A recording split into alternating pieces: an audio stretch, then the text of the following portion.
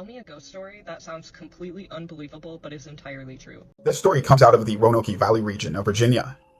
There was this family from New York who had lived in the city most of their life. They wanted to get away and, live that remote urban life. So they find this beautiful home on 16 acres in this secluded area of the Roanoke Valley in the Appalachian Mountains.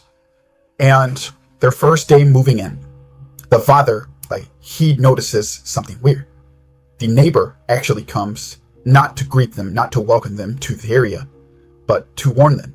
And he says very specifically, at night, make sure you lock your doors and your windows and you close curtains. And he says it's very important, there is something out there. And he goes, you mean the people in this area are really like that you have to lock your doors? And he goes, I'm not talking about people, it's something else. But that's all I'm going to say. Now just remember, lock your doors and your windows at night, you'll be all right. So the neighbor leaves. Well, the father kind of just shakes it off and it's like, okay, whatever. So they live there for several months, and they really enjoy their new life. Well, this one particular night, the family is sitting in the living room and they have a fire going.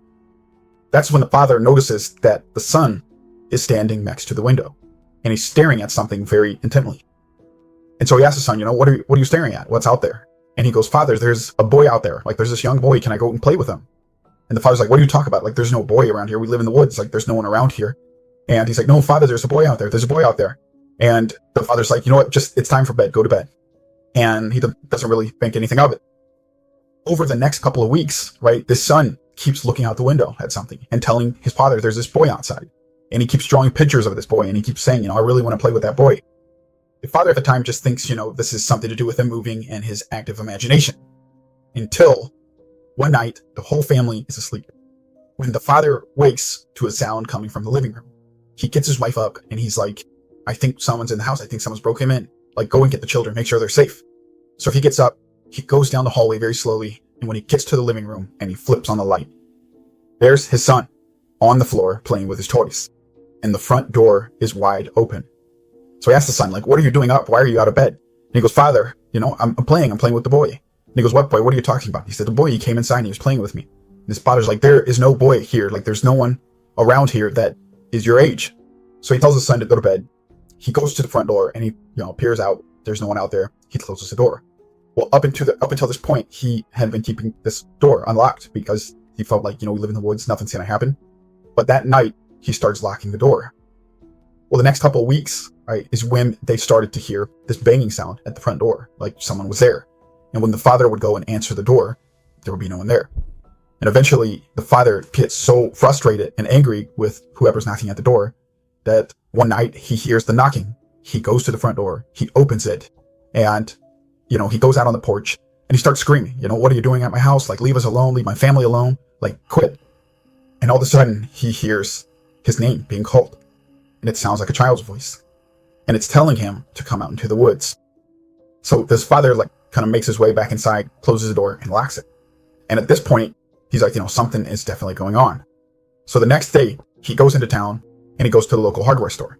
And he talks with some of the locals. And he starts telling them, I think something's after my family. I think something is trying to, scare us. And the locals say, look, we're not trying to be rude, but you need to take your family and get out of here and move back to town if you know what's best for you. And the father takes this as, they're trying to scare me out of town because I'm from the city. So he goes back home and is like, they're not going to scare us. At this point, though, the family is so terrified that they are all sleeping in the same bedroom. And after a couple nights of them sleeping in the bedroom together, the father wakes up and he sees his son standing next to the window and he's staring at something. And he's like, what are you looking at? What is out there? What is out there? And he goes, they're here. They're here, Father. They're here. They're here. And he's like, who's here? And he's like, go back into bed right now. He goes up to the window, and when he peers out, he sees all of these children standing around the house. And they have these bright, glowing white eyes. So we hurry up, he closes the curtains, and he gets in bed, and he holds his son, and he tells him to go to sleep. The next few days, he's very nervous, he's very on edge, but he doesn't know what to do. That night, he goes to bed with the family in the bedroom. He wakes up, and he discovers his family is all gone. He searches the entire home. They are nowhere. The only thing he finds is that the front door is open. So he figures they've taken his family out into the woods. So he runs as fast as he can out into the woods, and he starts screaming, where's my family? Give me back my family. All of a sudden, he hears some movement coming through the woods. And out of the shadows steps this young boy. And as this boy takes a couple steps closer, he realizes it's his son. And he has these glowing white eyes. And he looks at his father and he says, "Not yet." And the father takes off running as fast as he can back to the house. He gets in his car, he drives into town and goes to the local pub. And he starts screaming to them, like, "They've got my family, they've taken my family, like, you have to help me." And then he runs out of the bar and he leaves. And that was the last time that they ever seen this man or his family ever again.